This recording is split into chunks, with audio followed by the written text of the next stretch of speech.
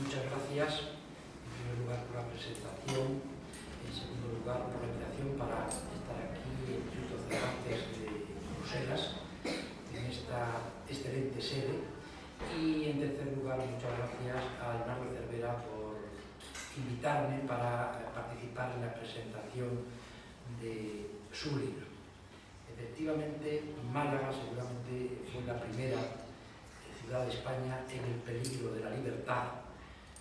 También seguramente fue de las primeras que consiguió conservar esa libertad teóricamente durante algunos meses. También, hay que decirlo, seguramente fue la que peor se aprovechó de esa libertad. Porque lo que ocurrió en Málaga en los meses mediados entre julio de 1936 y febrero de 1937 fue realmente terrible.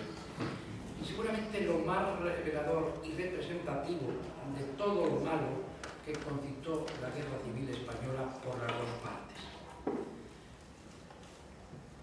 Muchas veces, cuando hablamos de la Guerra Civil Española, inmediatamente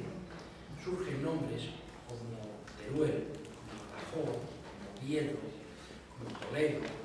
el Frente Catalán, la caída de Barcelona, el Ebro,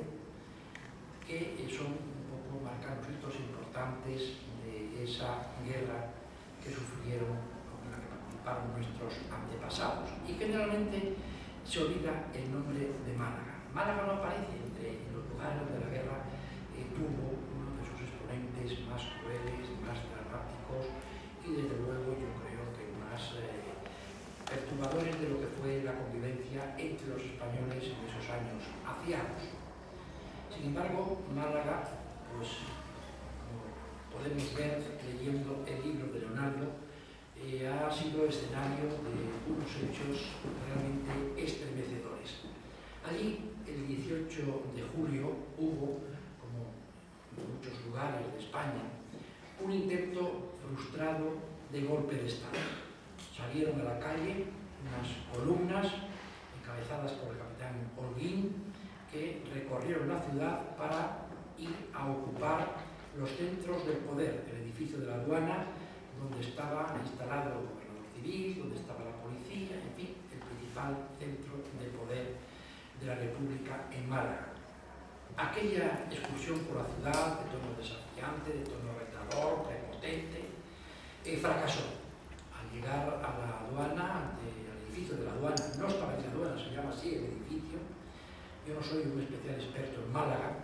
en la ciudad, pero al llegar allí se encontraron con una resistencia de las fuerzas que estaban protegiendo el edificio, pero sobre todo se produjo una impresionante reacción popular que a lo largo de varias horas mantuvo a raya a las tropas y las obligó, después de sufrir muchas bajas, después de haber muchos muertos,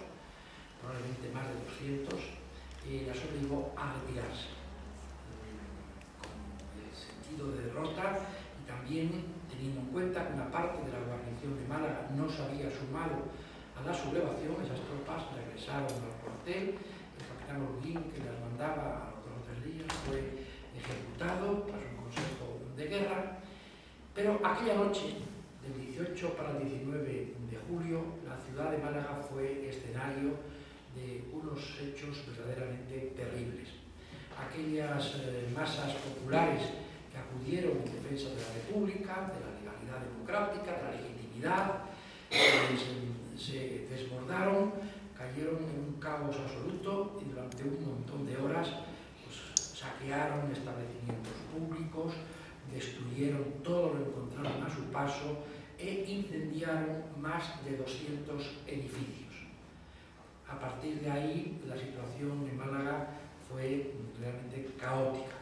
a pesar de que las autoridades, el gobierno civil, el gobernador civil, que eran socialistas,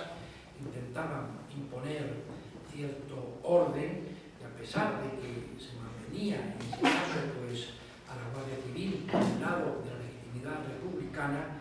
esas fuerzas de orden público no consiguieron controlar la situación, que estaba pues realmente llegando cada vez a niveles de un caos mayor y desde luego con unas actitudes de crueldad verdaderamente dramáticas. Grupos de, sobre todo anarquistas, grupos de milicianos, recorrían la ciudad sembrando el pánico, detuvieron a muchos representantes del conservadurismo, de la derecha malagueña, a los líderes de los partidos de la derecha, a religiosos, a industriales, a propietarios, en fin, al sector, gente del sector conservador o estigmatizados como conservadores o como enemigos de la República. Se produjeron pues unas sacas, como se llamaba entonces, constantes. Por la mañana los responsables de los servicios de limpieza de la ciudad pues tenían que salir a recoger cadáveres, porque todas las mañanas aparecían unos cuantos cadáveres en alcantarillas, en cunetas, en fin, en solares, baldíos. Otras veces pues eran ejecuciones o fusilamientos en las vallas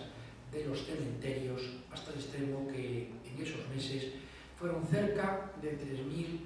muertos, 3.000 víctimas de estas personas que actuaban, de estos salvajes, de una forma anárquica y, bueno, cebándose pues, en sus sentimientos más primitivos. Hubo, entre tanto, naturalmente, pues, gestos contrarios, como el protagonista del libro, por el cual se me ha invitado a participar aquí, Porfirio Esmerdón, un mexicano que era cónsul honorario de México en Málaga, de ideas democráticas, bastante progresistas, no diría que fuese un izquierdista peligroso ni muchísimo menos, pero en fin, de ideas progresistas y sobre todo de ideas democráticas. Era un hombre que había viajado por todo el mundo, que acogió en un modestísimo y pequeñísimo chalet donde vivía, donde tenía el consulado, en la zona del Limonar, acogió pues a más de 500 personas que en su mayor parte luego fueron saliendo conforme consiguió